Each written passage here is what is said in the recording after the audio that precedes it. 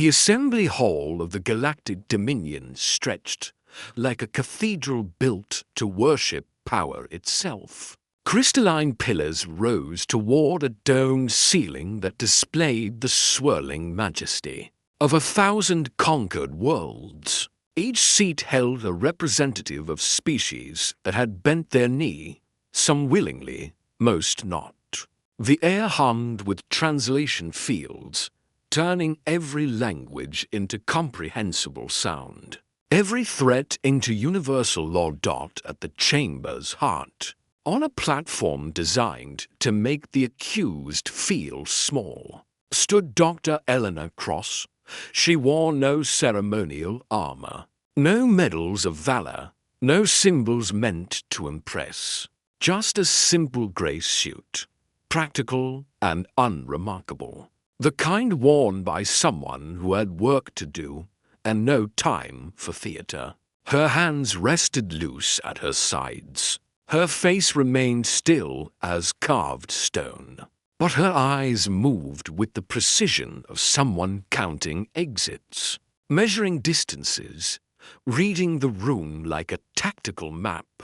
Above her, seated on thrones that seemed to float in midair, the High Council of the Dominion watched with the patience of predators who knew their prey, had nowhere to run.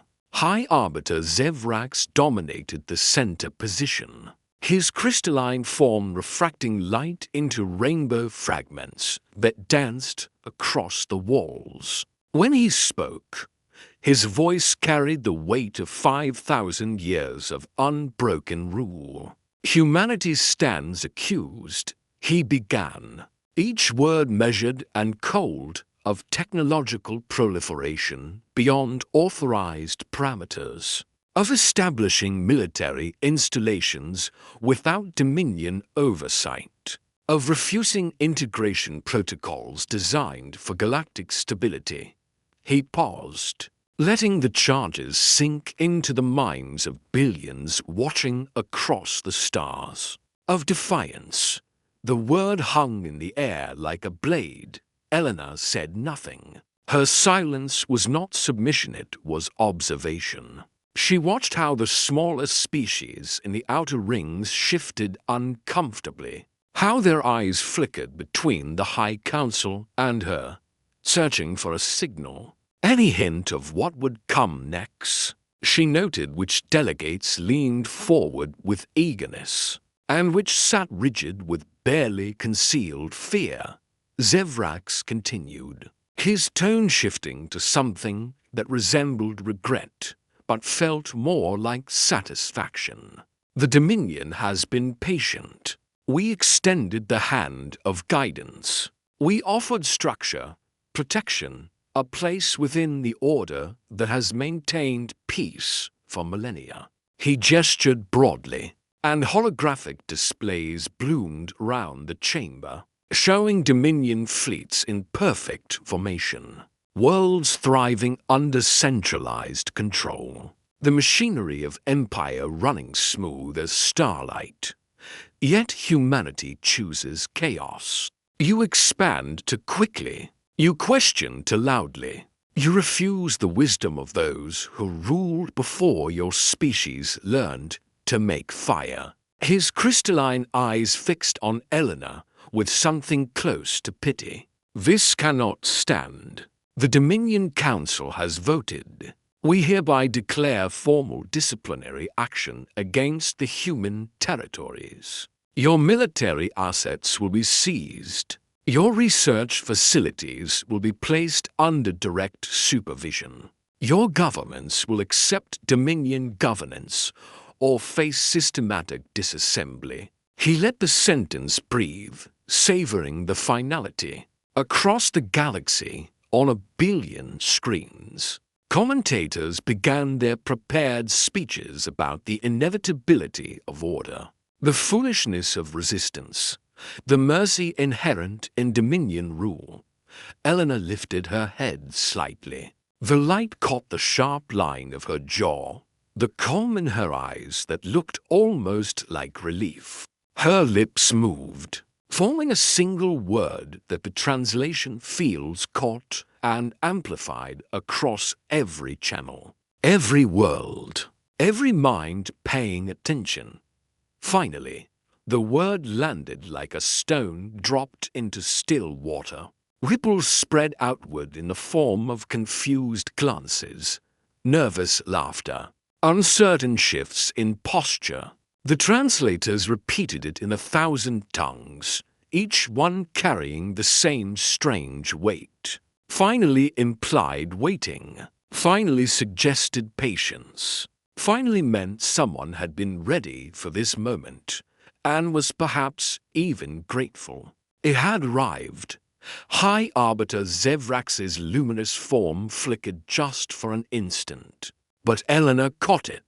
The first crack in perfect certainty. "Explain yourself," he demanded, and the demand echoed with less authority than he intended. Eleanor's expression didn't change. "For 2 centuries," she said, voice calm and clear, "humanity has asked for fair treaties. We requested equal representation.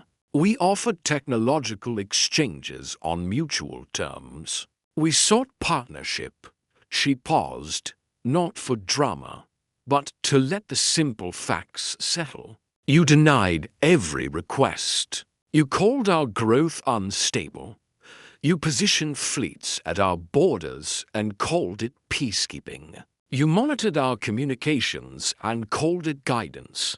She took one measured step forward.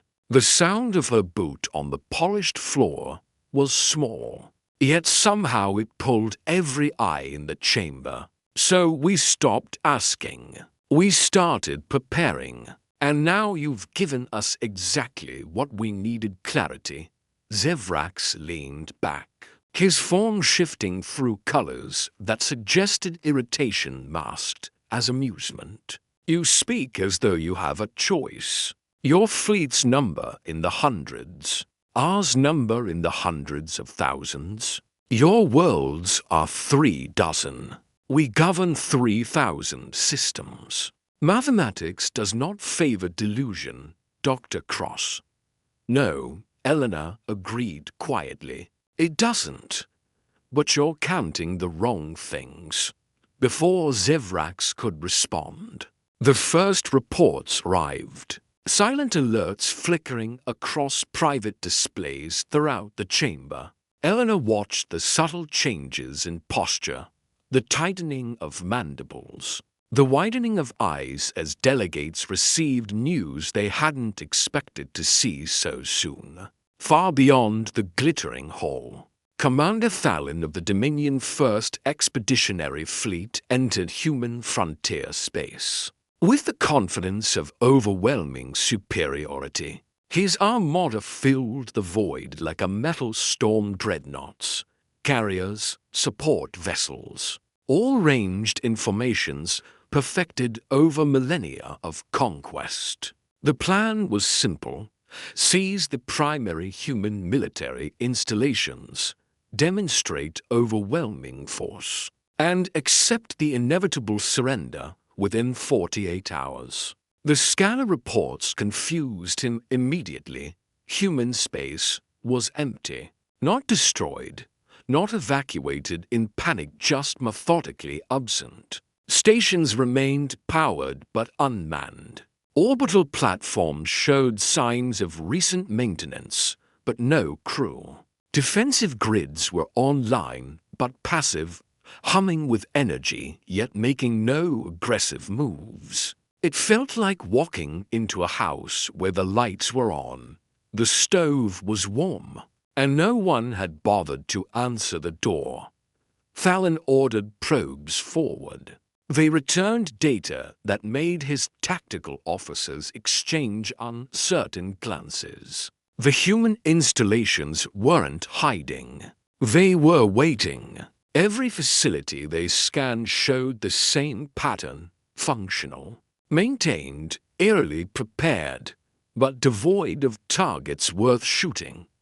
On the command deck, his second-in-command voiced the question everyone was thinking: Where are they? Fallon didn't answer because he didn't know. In 500 years of military service, he had never seen an enemy simply stand aside. Resistance came into forms, desperate last stands, or chaotic retreat. This was neither. This was something else entirely, something that felt less like fear and more like a door, being held open on purpose.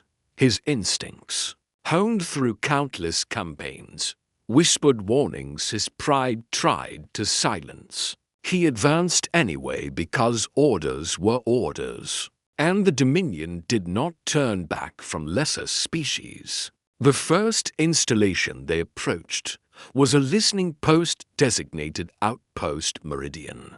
Scans showed minimal power signatures, no weapons hot, no distress signals. Fallon sent a boarding team. They found empty corridors, organized workstations, and a single message painted on the central operations wall in perfect Dominion script.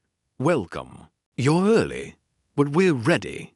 The words made his spine stiffen. Early implied a schedule. Ready suggested preparation. Neither fit the narrative of a desperate species facing extinction. Back in the assembly hall, Eleanor watched High Arbiter Zevrax's crystalline form shift through darker hues. As more reports filtered in, the invasion was proceeding, but not as planned. No heroic battles, no desperate defenses. Just empty space and quiet facilities, like humanity had opened every door and then vanished into the walls. A delegate from the Creche Communion, a small insectoid species that had served the Dominion for 8 centuries, leaned toward his neighbor and whispered loud enough for nearby sensors to catch. Why would they abandon their defenses? Eleanor heard it through the chamber's acoustic design. She didn't turn her head, but she allowed herself the smallest smile. They were starting to ask the right questions. Zevrax tried to regain control of the narrative. "Your people flee before our might," he announced for the cameras. "They understand the futility of resistance. This confirms what we have always known: humanity lacks the discipline for true civilization." "We're not fleeing," Eleanor said simply. "We're positioning." "Positioning for what?" Zevrax's voice carried an edge now. The first hint that his certainty was meeting something unexpected.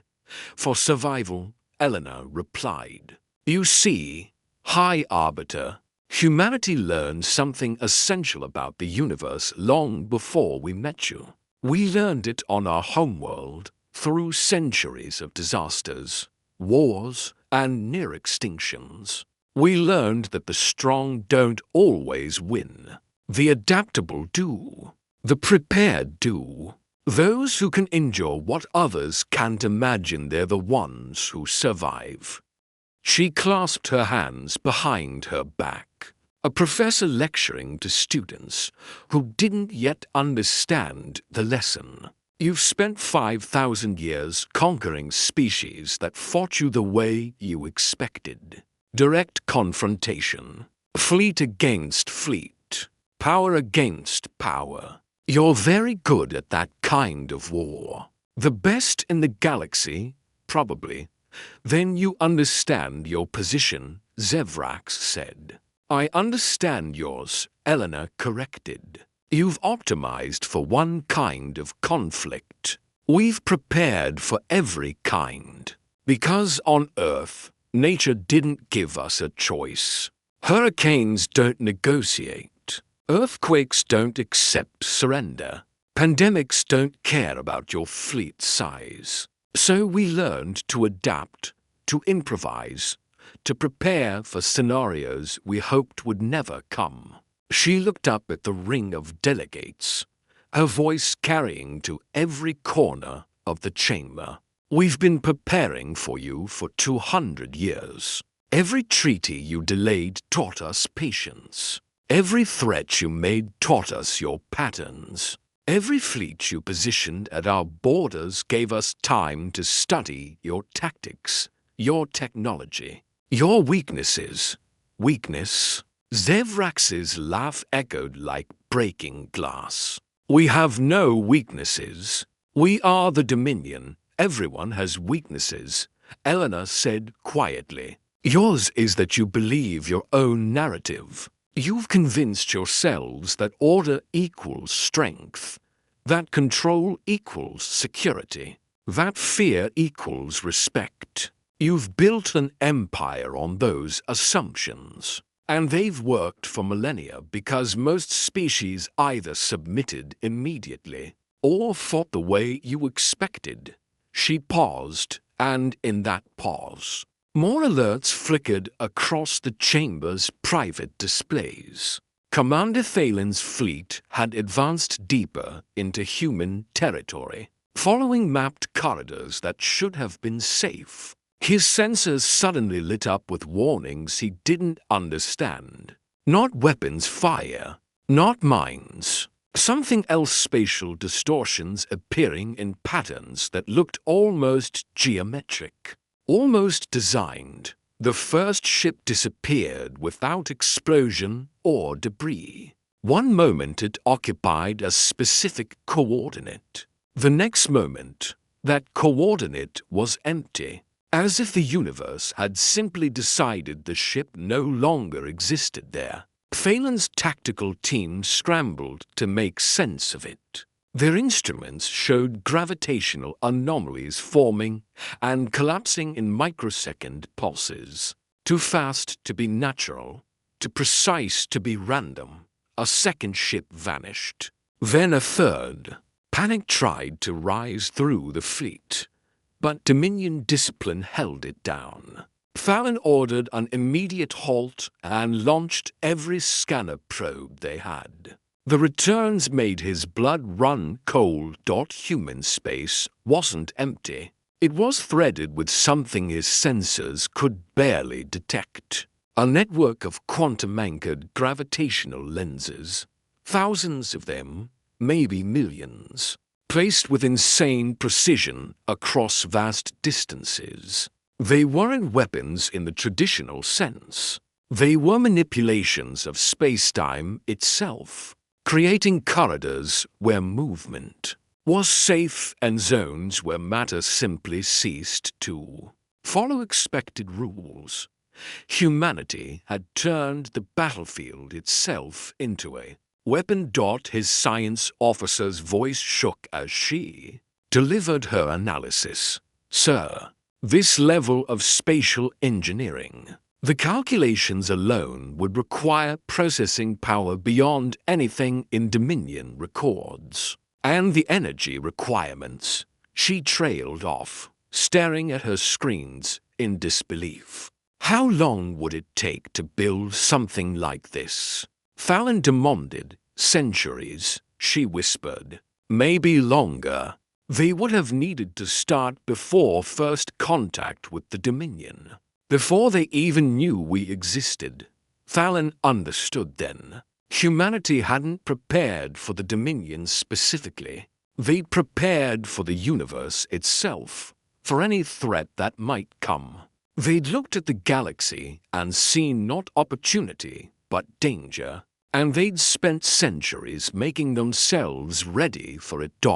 In the assembly hall, Eleanor watched Zevrax receive the same reports. His crystalline form darkened through shades that suggested confusion blending with anger. The smaller delegates in the outer rings began whispering more openly now, their fear shifting from humanity to something else, uncertainty about the Dominion's absolute power. You've committed an act of war with these spatial traps, Zevrax stated, trying to frame the narrative. We've prepared a defense, Eleanor corrected. You declared war, High Arbiter.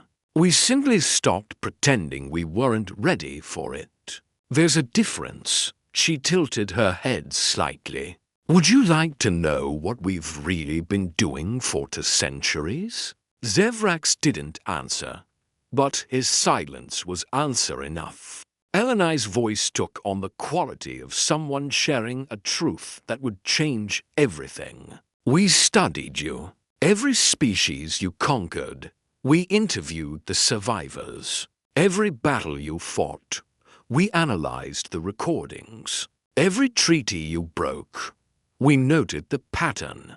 We learned your language better than you speak it yourselves. We reverse-engineered every technology you consider proprietary. We mapped every supply line, every fleet position, every communication relay.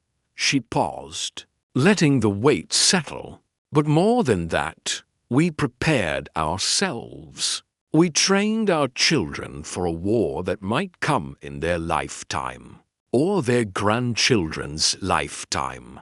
We built redundancies for our redundancies. We created technologies you don't have words for because we needed advantages you couldn't conceptualize. We became very good at something you've never had to master: asymmetric warfare against an overwhelmingly superior force, a delegate from the Ashiri Collective, a species of traders who operated on the Dominion's fringes. Spoke up hesitantly. You planned for a war you hoped wouldn't come? Elena turned to face the small alien, her expression softening slightly. We planned for every scenario where the powerful decide the weak don't deserve freedom. It's not personal, Ambassador. It's historical. Power consolidates. Empires expand. And those who can't defend themselves get absorbed or destroyed. We chose a third option: make ourselves too costly to absorb and too dangerous to destroy, while never firing the first shot. This is sophistry, Zevrax cut in, his voice hardening. You have delayed the inevitable with tricks. My fleets will adapt. We will learn your patterns, and then you'll lose more ships, Elena interrupted calmly. Not because we're stronger, because we're more committed. You're fighting to maintain an empire. We're fighting to remain free. Those are very different motivations. High Arbiter. One accepts acceptable losses. The other accepts no scenario where we stop resisting. She looked directly at the hovering thrones, her eyes meeting Zevrax's with unflinching clarity. You wanted to make an example of us, to show the galaxy what happens when someone says no. Instead, you've given us a stage. Every species watching this broadcast is learning the same lesson. The Dominion isn't invincible. It's simply been unchallenged. Around the chamber, the smaller species delegates sat straighter. Some exchanged glances that carried a weight they'd never dared to show before hope. Zevrax's form blazed with angry light. You will regret this defiance. I will personally ensure. The alert that cut him off was different from the others. This one was marked urgent across every council member's display. Eleanor watched their reactions and knew what it said even before Zevrax read it aloud. His voice tight with barely controlled rage. The 2nd Expeditionary Fleet reports spatial anomalies preventing standard navigation. The 3rd Fleet, communication disruptions. The 4th, he stopped, crystalline structure flickering rapidly. How far does this network extend? Eleanor smiled, not in triumph, but with the quiet satisfaction of someone who'd done their homework. Far enough. We've had 2 centuries, High Arbiter. We used them well, in human space. Commander Thalon made the hardest decision of his military career. He ordered his fleet to full stop and transmitted a message to Dominion Command on an old, supposedly obsolete frequency that somehow still worked despite all the interference. The message was simple, requesting new orders. Conventional advance impossible. Awaiting instructions.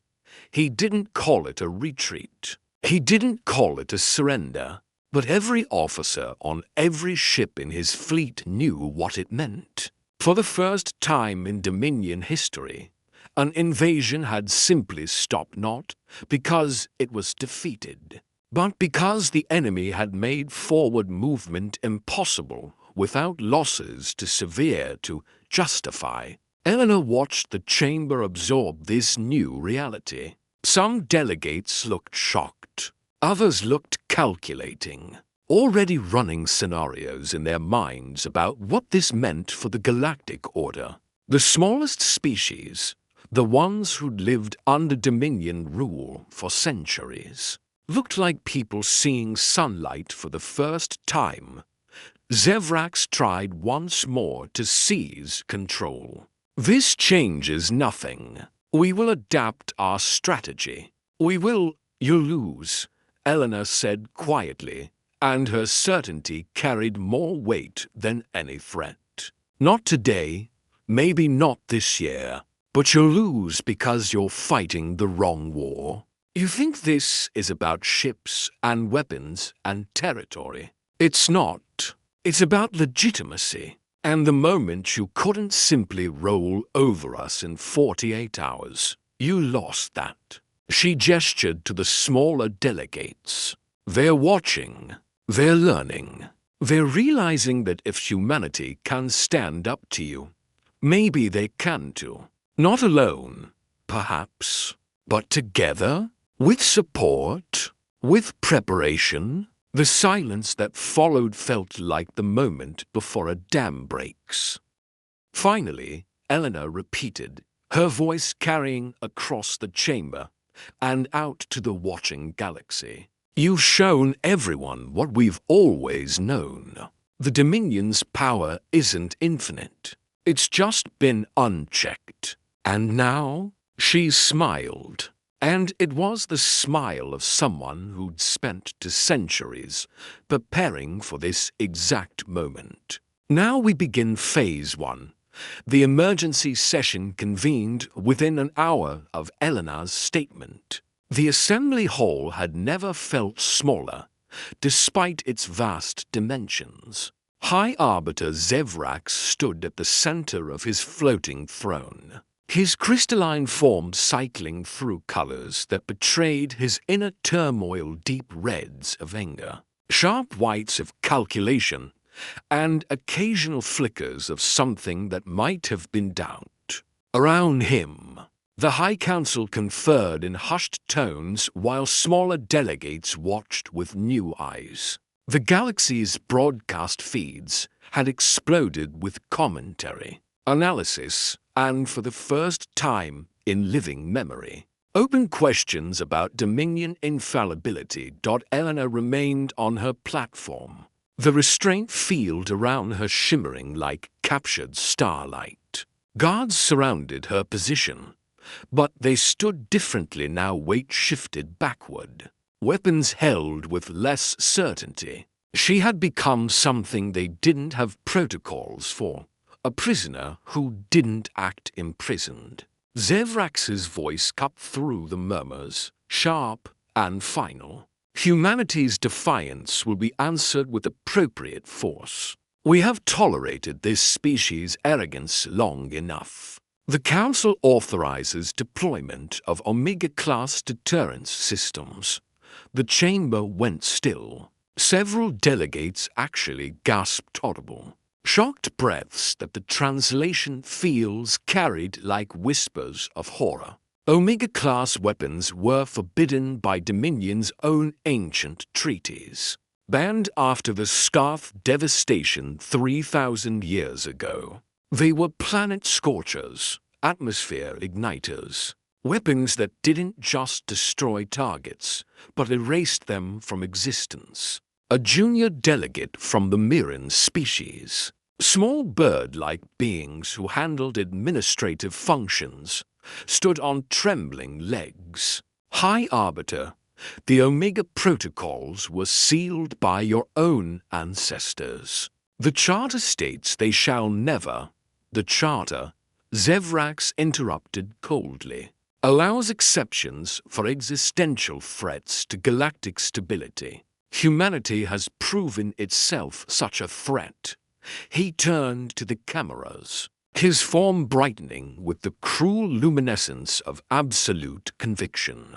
Let this be understood across all worlds. Defiance has a price. Humanity will pay it, and the lesson will endure for millennia. He designated the target with deliberate precision. New Horizon Colony. Population, 4 million. Strategic value, minimal. Symbolic value, absolute. We will demonstrate what happens when lesser species believe they can challenge eternal order. Elena's face remained calm, but something shifted in her posture.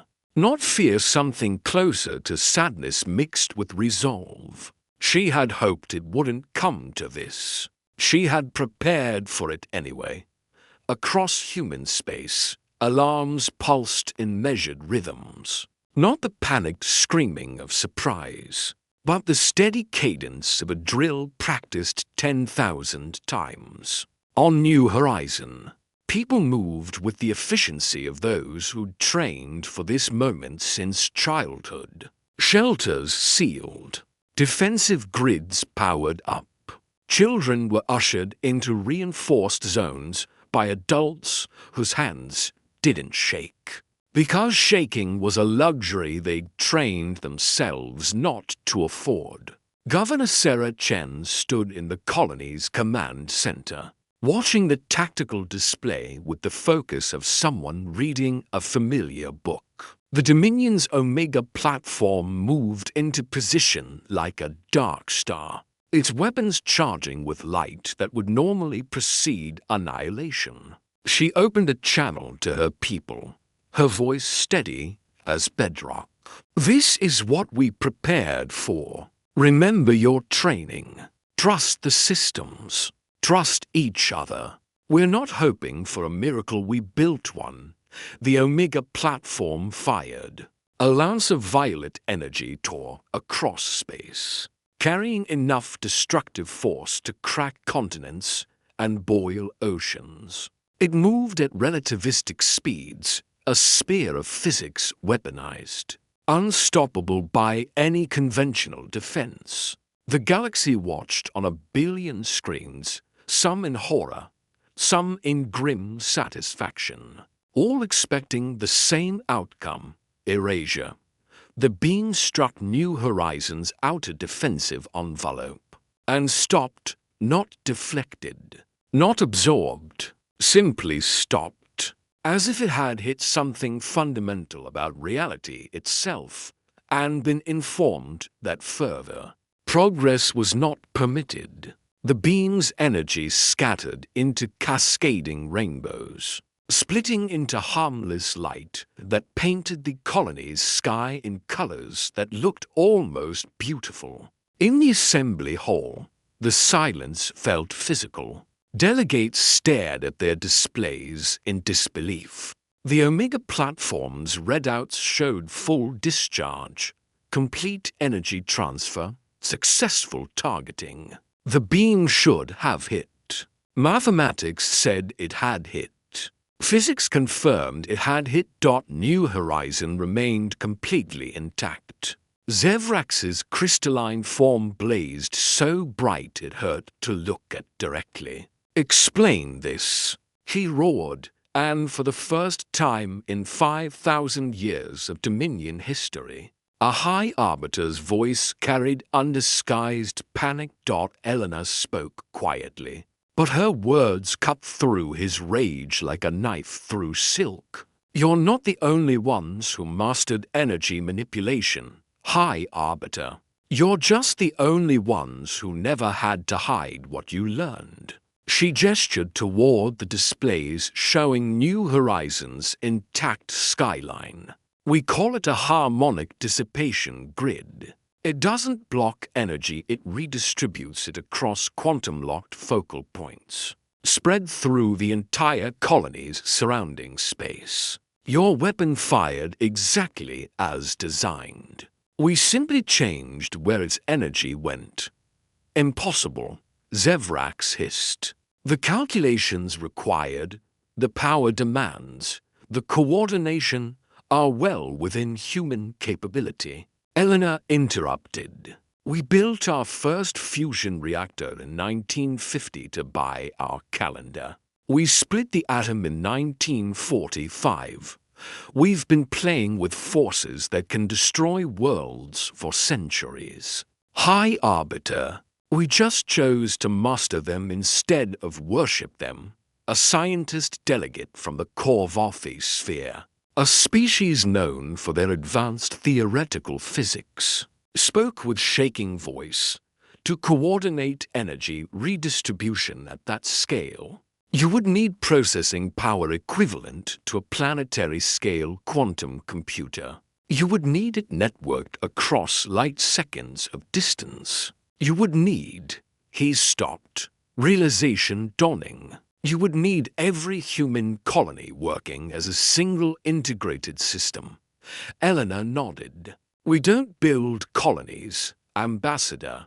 We build networks. Every human settlement is a node in a computational grid that spans our entire sphere of influence.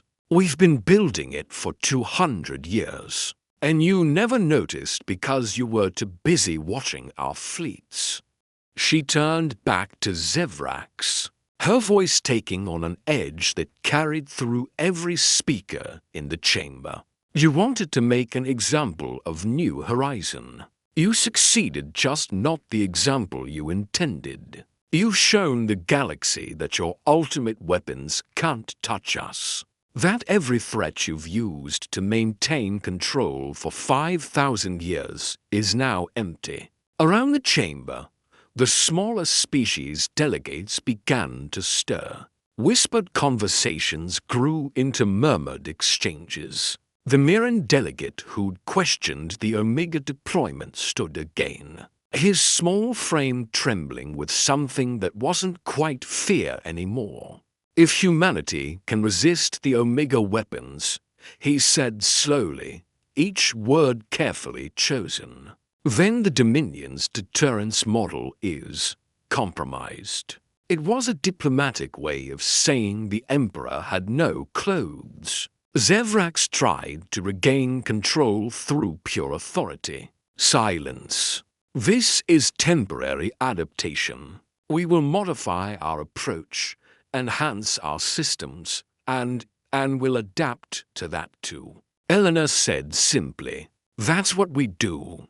High Arbiter. That's what we've always done. You evolve over millennia. We iterate over decades. You perfect a strategy and use it forever.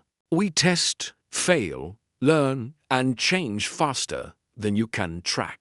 She looked past him to the smaller delegates, her voice softening into something almost gentle. You've all lived under the Dominion's shadow for so long that you've forgotten what freedom feels like. You've been told that resistance is futile, that the Dominion's power is absolute, that submission is survival. But it's not true. It never was. A delegate from the Ashiri collective, the trader species, leaned forward. What are you suggesting, Ambassador Cross? I'm not suggesting anything, Eleanor replied. I'm offering. Humanity doesn't seek to replace the Dominion as your masters. We're offering partnership, genuine partnership, where your voices matter and your freedoms are respected.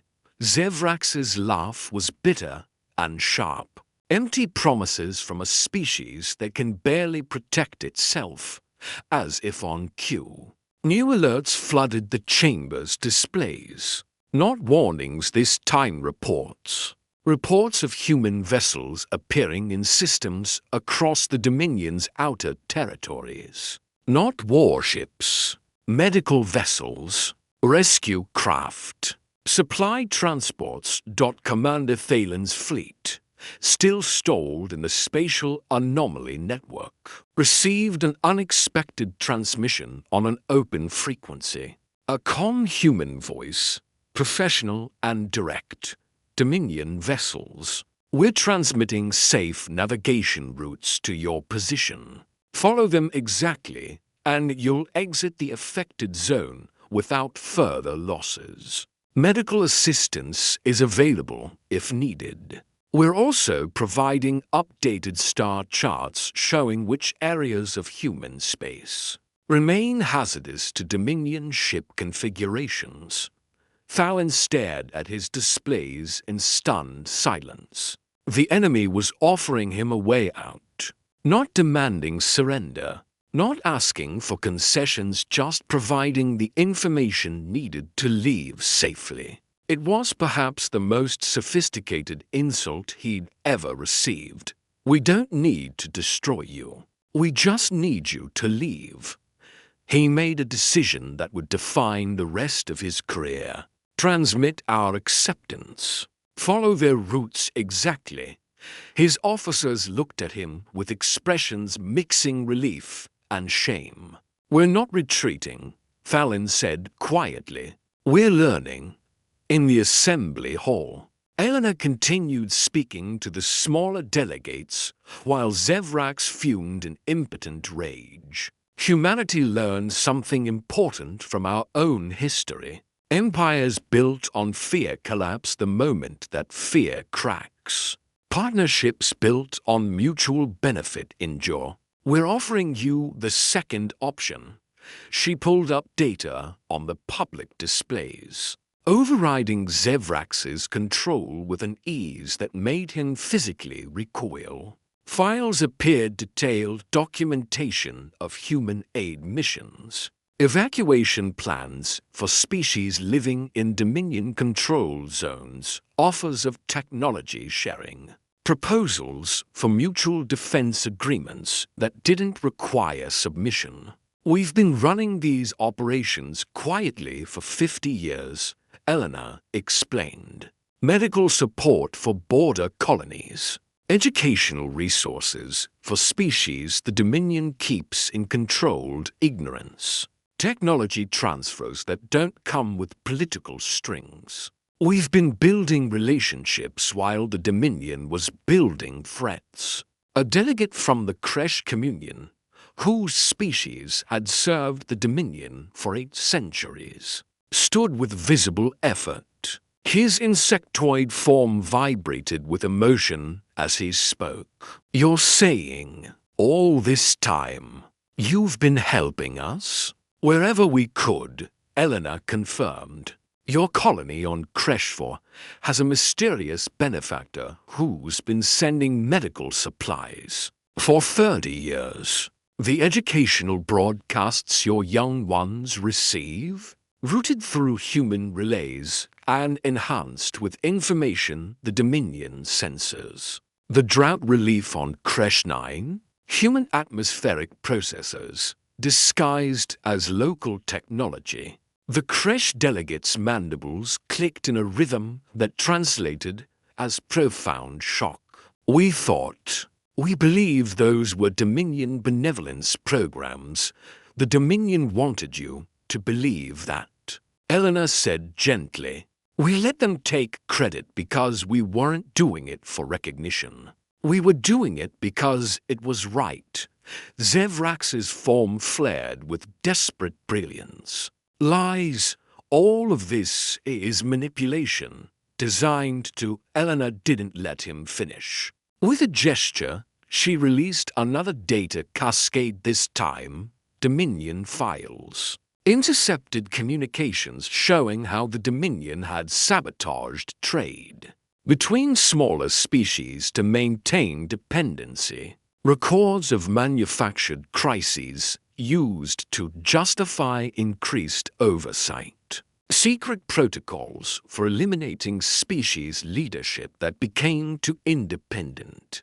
The Dominion's own words, condemning them from their own archives, the chamber erupted, not with violence, but with voices, hundreds of delegates speaking at once, demanding answers, expressing outrage, questioning everything they'd been told for generations. The smaller species, the ones who'd lived as vassals and subjects, suddenly saw the bars of a cage they'd been taught to believe was protection. A senior delegate from the ancient Thoric conclave, a species that had witnessed the Dominion's rise, stood slowly. When she spoke, her voice carried the weight of thousands of years.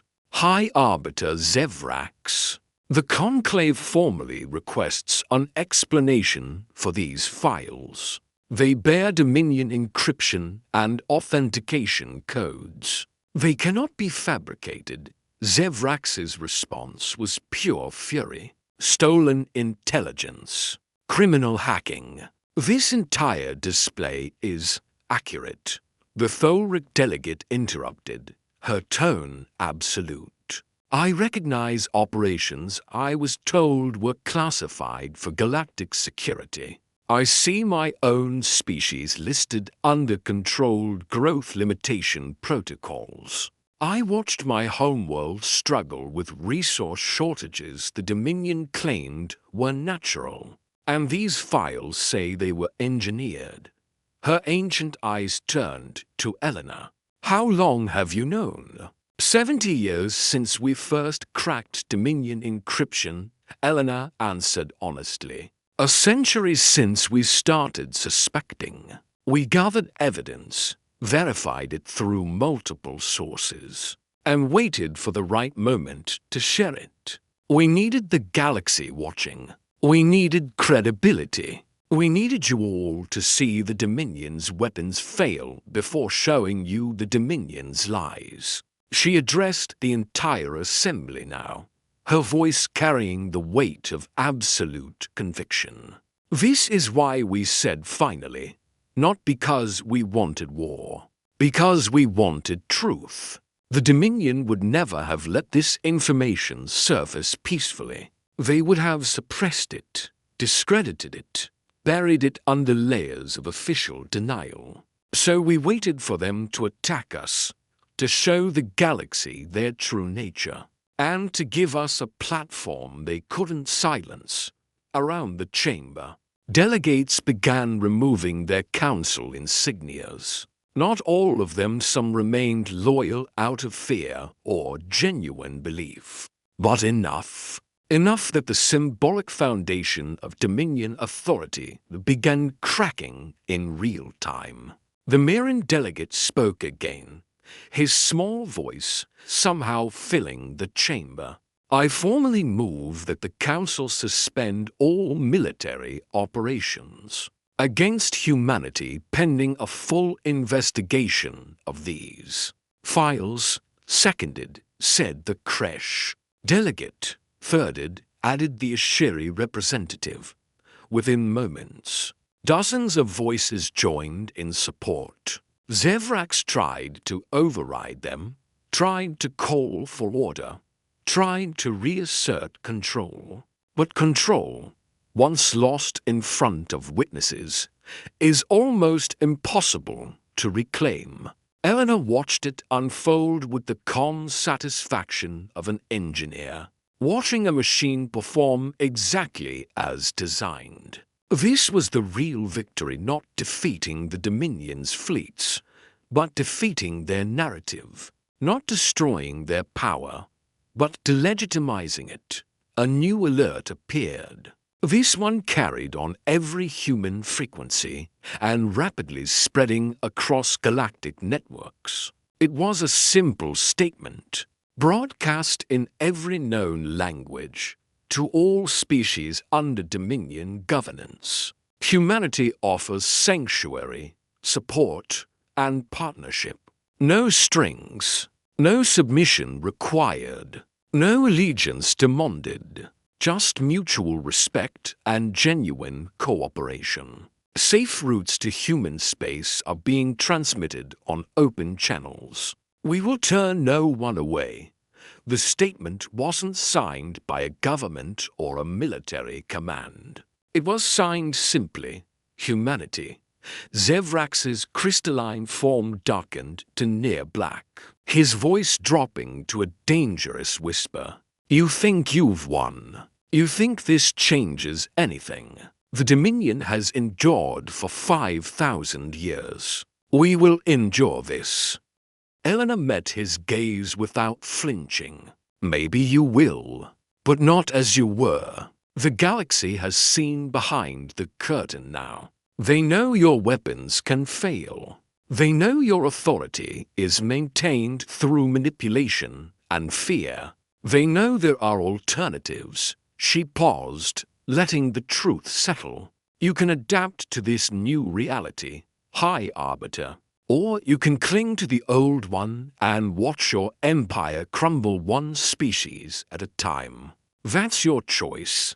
In human space, the first refugee ships were already arriving. Small vessels from minor species, testing the promise, waiting to see if humanity's words matched their actions. They were met not by weapons platforms or interrogation teams, but by welcome stations staffed with translators, medical personnel, and administrative helpers who'd been trained for this exact scenario. One refugee, a young Mirren barely past adolescence, stepped off his small craft and was greeted by a human woman who offered him food, shelter, and most surprisingly, a choice: stay or return with supplies and proof that the offer was genuine. Why would you help us? The young Mirren asked, his feathers ruffling with confusion. The human woman smiled. Because we remember what it's like to be told we don't matter. Because we believe everyone deserves freedom. Because it's the right thing to do. She paused. And because we're human. Helping people who need help is kind of our thing. Back in the assembly hall, the emergency session dissolved into chaos that no amount of authority could contain. Delegates argued, caucused, and made decisions that would reshape the galactic political landscape. Some announced immediate withdrawal from Dominion governance. Others called for reforms. A few, the oldest and most entrenched, stood by Zevrax's side. But the Dominion that had existed for 5,000 years monolithic, unchallenged, absolute, that Dominion was gone. In its place emerged something messier, more chaotic, and infinitely more free. Eleanor's restraint field finally shut down. Not because Zevrax ordered it, but because the guard captain made a choice. He looked at her with eyes that had seen too much, understood too much, and simply deactivated the field without a word. Eleanor stepped down from the platform for the first time in hours. She walked past Zevrax without acknowledging him, past the chaos of arguing delegates, toward the chamber's exit. Several smaller species representatives moved to follow her, questions on their lips. She turned back once, addressing them all with simple honesty. Humanity doesn't have all the answers. We struggle, we argue, we make mistakes, but we believe in something the Dominion forgot. That progress comes from cooperation, not domination. That strength comes from diversity, not uniformity. That the future belongs to those willing to grow, not those desperately clinging to the past. She looked at Zevrax one final time. You called us unstable. You were right. We're unstable because we refuse to stay the same. We learn, we change, we adapt. That's not a weakness, High Arbiter. It's the most powerful force in the universe. With that, Ambassador Dr. Eleanor Cross walked out of the assembly hall, followed by a growing stream of delegates who'd chosen a different path. Behind her, Zevrak stood alone on his floating throne, surrounded by the crumbling symbols of eternal power. Learning the hardest lesson empires eventually face: nothing lasts forever, especially nothing built on fear. In the weeks that followed, the galaxy transformed, not through war, but through choice. Species after species began reassessing their relationship with the Dominion. Some stayed, negotiating for better terms from a position of new strength. Others left, forming partnerships with humanity and each other. The Dominion endured, but as one power among many, not as the absolute authority it had been. Eleanor returned to human space not as a conquering hero, but as a representative who'd done her job. The victory celebrations were modest, practical, focused on the work ahead. Because humanity understood that winning was just the beginning, building something better that was the real challenge. She stood in her office aboard the diplomatic station Concordia, looking out at the stars where refugee ships and trade vessels now moved freely, and allowed herself a moment of quiet satisfaction.